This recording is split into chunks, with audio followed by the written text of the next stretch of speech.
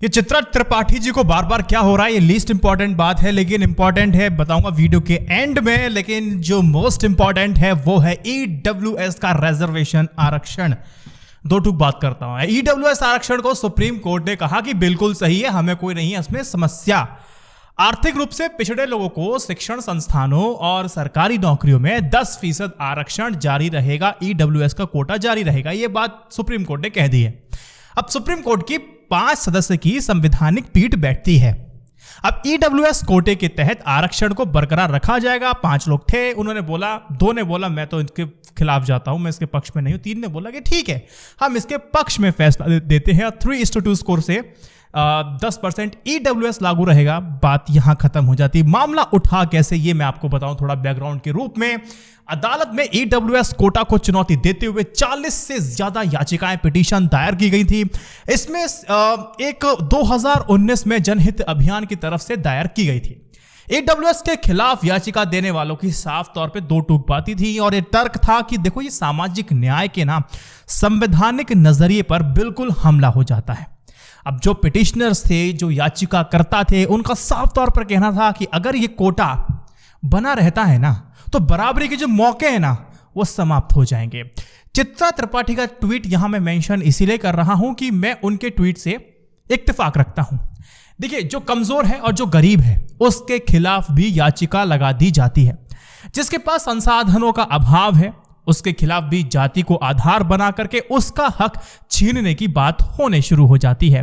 कैसी सोच रखते हैं हम? गरीबों को तो आरक्षण मिलना ही चाहिए ना। बात बिल्कुल सही है। यह बात मेरी कंप्लीट तब होगी जब मेरी आप लास्ट तक बातों को सुनने की चेष्टा करेंगे। बातों को मैं कंक्लूड करूं, जो सोशल मीडिया पे दायरा जो मैंने देखा लोगों का जो सिमटा हुआ है, वो सिर्फ ये है कि देखो, सुप्रीम कोर्ट में ना मंडल आयोग मामले में आरक्षण की अधिकतम सीमा 50% तय कर दी थी। अब ईडब्ल्यूएस को चुनौती देने वालों का यह तर्क है कि इस कोटे से 50% की सीमा का भी उल्लंघन हो रहा है। बात बिल्कुल सही है। इसके भी नतीजे क्या है बताऊंगा मैं आगे चल के वीडियो में। लेकिन इसका काउंटर अगर आपको करना हो या फिर एक फैक्ट अगर मैं आपको दूं, तो भाई साहब, ये 50% वाला ना अदर स्टेट्स में लागू है। इससे ज्यादा 50% से ज्यादा रिजर्वेशन दी जाती है। 50% का आरक्षण सीमा पहले से कई राज्यों में तोड़ दिया गया है। अगर मैं तमिलनाडु से बात करूं तो तमिलनाडु में 1993 के आरक्षण अधिनियम के अनुसार जो भी आपके इंस्टीट्यूट्स हैं, उसमें एडमिशन और राज्य सरकारों की नौकरियों में 69% आरक्षण दिया जाता है।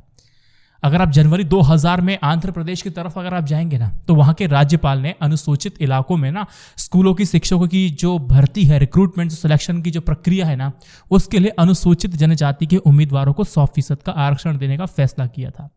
हालांकि अब न्यायालय मामला जब पहुंचता है तो वो कहता है कि देखो, ये अनकॉन्स्टिट्यूशनल है, हम इसको असंवैधानिक करार दिया गया था कोर्ट के द्वारा।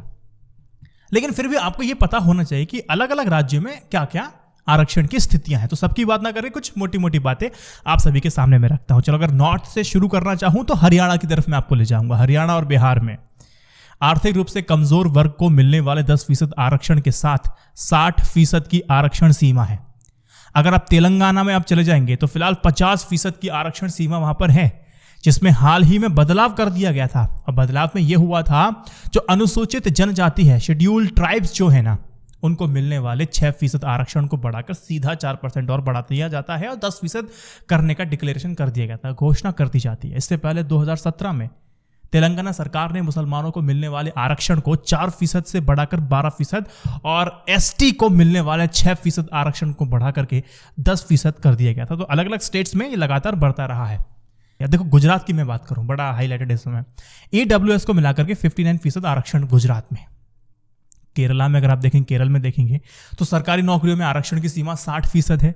तमिलनाडु में 69% है, जिसमें 18% अनुसूचित जाति, 1% अनुसूचित जनजाति, शेड्यूल्ड ट्राइब और शेड्यूल्ड कास्ट और 20% आपकी अति पिछड़ा वर्ग और 30% अन्य पिछड़ा वर्ग यानी कि ओबीसी को दिया जाता है। अब देखिए, अन्य पिछड़ा वर्ग में भी ना अल्पसंख्यक समुदाय को भी आरक्षण दिया जाता है, इस बात का ध्यान रखिएगा।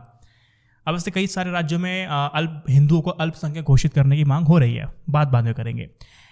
3.5% मुसलमानों के लिए आरक्षण है। छत्तीसगढ़ की सरकार में अगर आप देखेंगे तो ओबीसी की जो कोटा को बढ़ाकर 27% कर दिया है। इसके चलते ना जो रिजर्वेशन की जो सीमा है वो 82% तक पहुंच गई है, 82% तक हो गई है, जिसमें आर्थिक रूप से कमजोर वर्ग का आरक्षण भी जुड़ा हुआ है। लेकिन हाँ, आप कह सकते हैं कि हाँ, अभी जो बिलासपुर का जो हाई कोर्ट है उसने इसको असंवैधानिक माना है और बोला कि ये सही नहीं है आप जो कर रहे हैं। लेकिन आपको पता होना चाहिए कि अलग अलग स्टेट्स में क्या क्या माहौल है। देखिए, जो लोग हैं जिसको अपोज कर रहे हैं वो ये भी कहते हैं कि देखिए, जो ईडब्ल्यूएस आरक्षण आपने दे दिया कोई बात नहीं, लेकिन ईडब्ल्यूएस का फायदा गरीब नहीं बल्कि आय छुपा करके आईटी रिटर्न भरने वालों उठा रहे हैं। ना भरोसा हो तो एक बार सर्वे करा लीजिए, बिल्कुल होना चाहिए, बहुत मात्रा में ये है। अगर आप इसको ही आधार मान लेंगे तो क्या वास्तव में जो शोषित हैं वो वंचित नहीं रह जाएंगे? ये बात बिल्कुल सही है, पैसा देकर सर्टिफिकेट बनते हैं। मैं आपको रिपोर्ट बताता हूँ, मनी 9 की फाइनेंशियल सिक्योरिटी इंडेक्स का सर्वे की बात कर लेता हूं मैं यहाँ पे। देखिए, सर्वे के अनुसार ना देश के 46% परिवारों की मासिक कमाई मात्र 15,000 रुपए से भी कम है। आपको पता था ये? देश में सिर्फ 3% ऐसे परिवार हैं जिनकी कमाई उच्च वर्ग में आती है और वो अपनी लग्जरी लाइफ को जीते जा रहे हैं। देश में 70% लोग पता है सेविंग्स के लिए एफडी की तरफ भागते हैं, बैंक एफडी की तरफ, जहां कुछ नहीं मिलता है। नेता लोग धर्म दिखाते हैं, आप तकलीफें झेलते जाते हैं। मतलब हालात सही नहीं है। देखो, सुप्रीम कोर्ट ने आज ईडब्ल्यूएस कोटे पर जो फैसला दिया था, अब क्या होगा दोस्तों, जो ओबीसी आरक्षण की जो मांग है ना, वो अब जोर पकड़ेगी। ये अब आप देखेंगे आने वाले वक्त में। सुप्रीम कोर्ट ने आज 50% आरक्षण की अपनी ही लक्ष्मण रेखा को लांघ दिया है। तो ये जो मांग है वो लगातार बढ़ने वाली है। और आपको ये पता होना चाहिए कि देश में ओबीसी की आबादी कितनी है, 60% है, जिसे अभी 27% आरक्षण मिल रहा है। भाई साहब, एक बात आपको पता ये भी है कि धर्म और जाति के बंटवारे पे सियासत हर पार्टी करती है। सबको मजा आता है, सबको वोट मिलता है। और मेरी बात है बिल्कुल 2 टूक क्लियर। अगर मेरा ओपिनियन जानना चाहते हो तो भैया बात मेरी सिर्फ ये है, आरक्षण गलत नहीं है। अगर आप डाटा आपके पास नहीं तो गलती आपकी है। अगर कोई फर्जीपना कर पा रहा है तो भैया गलती आपके IAS की है, आपके अधिकारियों की है, ब्यूरोक्रेट्स की है, आपके शासन की, आपके प्रशासन की है। व्यक्ति गरीब है, कुछ तो कमी सर आपने भी छोड़ी है। तो कुल मिलाकर के जो गरीब है उसको फायदा मिलना चाहिए। SC ST को जो आरक्षण मिलता है, OBC को जो आरक्षण मिलता है, उसके मैं बिल्कुल खिलाफ नहीं हूँ। हॉरिजॉन्टल आप रिजर्वेशन, वर्टिकल रिजर्वेशन, मैं कभी भी इसके खिलाफ नहीं हूँ। ना मैं EWS के खिलाफ हूँ, ना मैं SC ST के खिलाफ, बिल्कुल नहीं हूँ। आर्थिक आधार पर आरक्षण कोई गलत बात नहीं है, तो आरक्षण जरूरी है। अब बात करता हूँ चित्रा त्रिपाठी जी की। चित्रा त्रिपाठी जी की बात मुझे इसलिए करनी पड़ रही है, 2 दिन पहले वो ABP न्यूज़ जाती है, फिर वो आज तक चली जाती है। हुआ क्या कि जब मैं ये ट्वीट जो आज तक का मैंने चित्रा त्रिपाठी जी का जो मैंने लगाया था, जो ट्वीट मैंने लगाया था, तो इसका स्क्रीनशॉट लेने के लिए जब उनकी टाइमलाइन पे जब मैं गया तो आज तक का लोगो दिखाई दे रहा था। मैंने कहा यार, मैंने फिर दोबारा से उसको रिफ्रेश किया, मैंने कहा भला क्या है। जब देखा मैंने कि 2-3 शोज थे तो मैंने सोचा कि बग तो नहीं है। मैंने कहा ऐसा कैसा बग है कि मतलब 1 घंटे पहले अपलोड हुई है वीडियो। तो मैंने दोबारा रिफ्रेश 3 बार 4 बार मैंने रिफ्रेश किया तो पता चला कि चित्रा त्रिपाठी जी जाती तो ABP न्यूज़ है। कुछ अगर अपने गुप्त सूत्रों की बात मानूं तो रूबिका लियाकत और चित्रा त्रिपाठी के बीच में कुछ अनबन हुई थी। अगर रिपोर्ट की मैं मानूं तो चित्रा त्रिपाठी जो कुछ सोच कर गई थी, जितना बड़ा ओहदा उनको मिलेगा, उतना ओहदा उनको नहीं मिला। उससे ज़्यादा पैकेज आज तक वालों ने दिया, फिर उनको बुला लिया, चित्रा त्रिपाठी को बुला लिया और वहाँ पर आज तक उन्होंने ज्वाइन कर लिया है।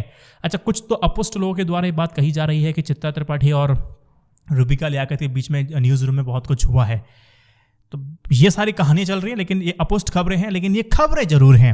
मैं तो एक बार के लिए चौंक गया था कि मैंने कहा 10 दिन आपने एक ऑर्गेनाइजेशन के अंदर काम किया और 10 दिन फिर दूसरे ऑर्गेनाइजेशन में आ गया, यानी कि आपने कंपनी छोड़ी और फिर दोबारा लौट के उसी कंपनी में आ गए, वो चंद 15-20 दिनों के अंदर ही। तो थोड़ा सा अजीब लगा, सोचा क्यों नहीं आपको बता दी जाए ये अजीब बात भी। लीस्ट इंपॉर्टेंट थी, लेकिन थी तो जरूर। इस वीडियो को 3 व्हाट्सएप ग्रुप में शेयर कीजिएगा। जय Hind, Vande Mataram, stay updated, stay educated, सत्यमेव जयते। नमस्कार।